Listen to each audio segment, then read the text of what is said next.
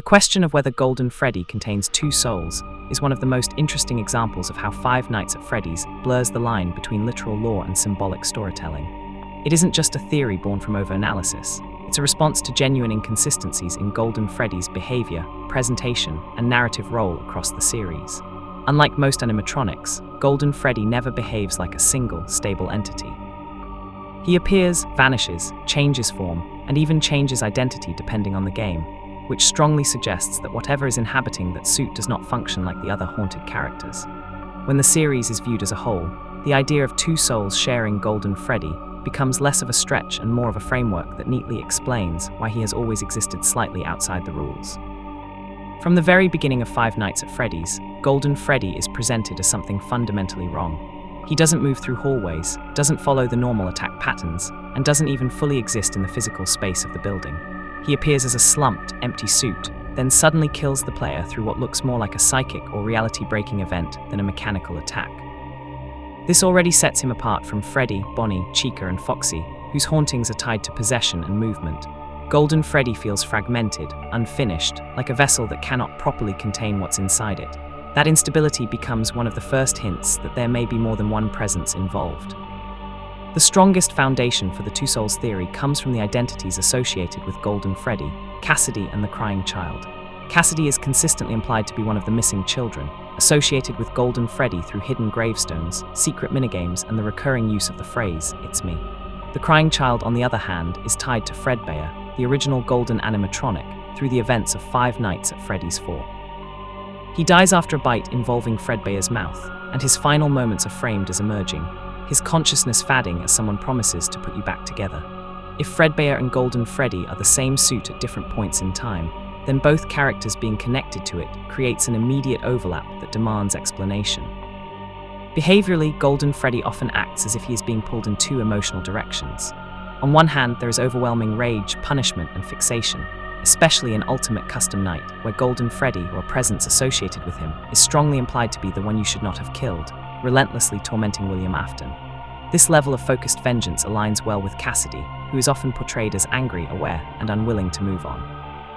On the other hand, there are moments of confusion, sadness, and childlike repetition that feel closer to the Crying Child's characterization. The repeated "It's me" message can be read not just as a threat, but as a desperate attempt at recognition, as if part of Golden Freddy wants to be acknowledged rather than to punish. The visual and mechanical contradictions surrounding Golden Freddy also support the idea of dual occupancy. Sometimes he appears as a classic yellow Freddy, other times he resembles Fredbear with a purple hat and tie. In Five Nights at Freddy's 2, he can be disabled with the mask, implying some level of animatronic logic, while in the first game he completely ignores physical rules. Instead of being retcons or mistakes, these contradictions start to make sense if Golden Freddy is not a single, unified consciousness. Two souls sharing one suit could manifest inconsistently, with one soul exerting control at times and the other bleeding through in different ways. There's also a strong thematic reason for Golden Freddy to house two souls. Five Nights at Freddy's repeatedly explores the idea of broken things being forced together, animatronics stitched from spare parts, children bound to metal, memories fragmented and misplaced. Golden Freddy as an empty or decommissioned suit is the perfect symbol of that concept. It isn't just haunted, it's overloaded. The suit was never meant to function normally, and neither were the circumstances that led to both Cassidy and the Crying Child becoming tied to it. Two souls trapped together would explain why Golden Freddy never achieves the relative stability of the other animatronics, and why he feels more like a supernatural anomaly than a machine. Counter-arguments do exist, and they're worth taking seriously.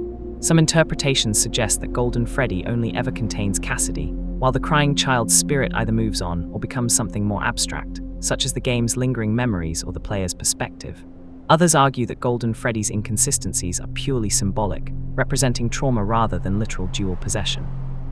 However, these explanations often struggle to account for how consistently Golden Freddy is treated as both deeply personal and uniquely vengeful, or why his identity seems to split across multiple narrative threads instead of resolving cleanly. Ultimately, the Two Souls theory persists because it resolves more problems than it creates.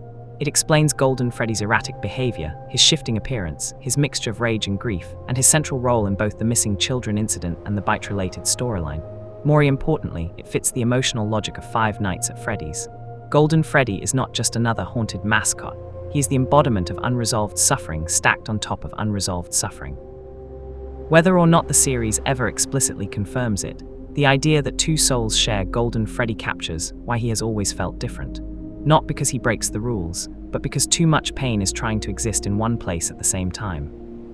When the two souls' interpretation of Golden Freddy is discussed, Cassidy is almost always the linchpin that makes the theory cohere. Without Cassidy, Golden Freddy is strange. With Cassidy, Golden Freddy becomes understandable. Her presence explains not only the animatronic's rage and persistence, but also why Golden Freddy occupies such a central, almost meta-narrative role in Five Nights at Freddy's. Cassidy isn't just another victim bound to metal. She is the emotional engine behind Golden Freddy's refusal to fade, forgive, or follow the rules that govern the rest of the haunted cast. Cassidy's connection to Golden Freddy is one of the most heavily reinforced associations in the series, even though it is never stated outright in a single line of dialogue. Hidden grave markers, secret minigames, and the repeated emphasis on a lone, nameless child all converge on her as the spirit inhabiting the golden suit. The name Cassidy itself is buried like a puzzle, discovered only by piecing together fragments from different games, which mirrors the way her presence in Golden Freddy feels fragmented yet inescapable. Unlike other spirits, Cassidy is never given a clear ending or release, suggesting from the outset that she is meant to remain unresolved. What distinguishes Cassidy from the other missing children is the intensity and clarity of her anger. Most of the possessed animatronics behave like confused echoes of their former selves, acting on instinct and misplaced aggression. Cassidy, by contrast, appears aware. She knows who hurt her, she knows he is still suffering, and she chooses to make that suffering endless. This is most explicit in Ultimate Custom Night, where Golden Freddy is strongly implied to be the one you should not have killed. That line reframes Golden Freddy from a passive haunting into an active jailer, and Cassidy into a force that overrides the natural cycle of death and release in order to punish William Afton personally. When Cassidy is understood as the second soul within Golden Freddy, alongside the crying child, the animatronic's contradictory behavior suddenly gains emotional clarity. The crying child represents fear, confusion, and loss. Cassidy represents rage, fixation, and retribution. One soul wants acknowledgement and peace, while the other refuses to let go. This internal conflict would explain why Golden Freddy oscillates between passive appearances, slumped, lifeless, almost pitiful, and moments of overwhelming, reality-breaking aggression. It isn't switching modes as a machine, it's being pulled between two incompatible emotional states. Cassidy also reframes the meaning of Golden Freddy's most iconic message, "It's me."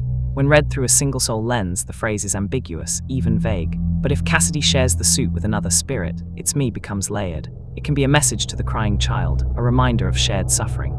It can be directed at William Afton, a declaration of identity from the one victim he cannot escape. Or it can be both at once, a phrase overloaded with recognition, accusation, and insistence. The repetition starts to feel less like a threat and more like an assertion of presence. "You don't get to forget me." There is also a symbolic reason Cassidy, specifically, fits as the other soul. Golden Freddy is a suit that should not exist in the state we see it, empty, unused, broken, and yet powerful. Cassidy mirrors that condition. She is a victim who refuses to fade into the background, a child who was meant to be one of many, but instead becomes singular through sheer force of will. Pairing her with the crying child, whose death was accidental and rooted in neglect rather than murder, creates a haunting contrast between two kinds of injustice. Golden Freddy becomes the intersection point where cruelty and negligence collide. Critically, Cassidy's presence explains why Golden Freddy is never granted the release afforded to other spirits. Even when other children are freed or laid to rest, Golden Freddy lingers. If Cassidy's defining trait is refusal to forgive, to forget, to move on, then Golden Freddy's persistence is not a mystery but a consequence.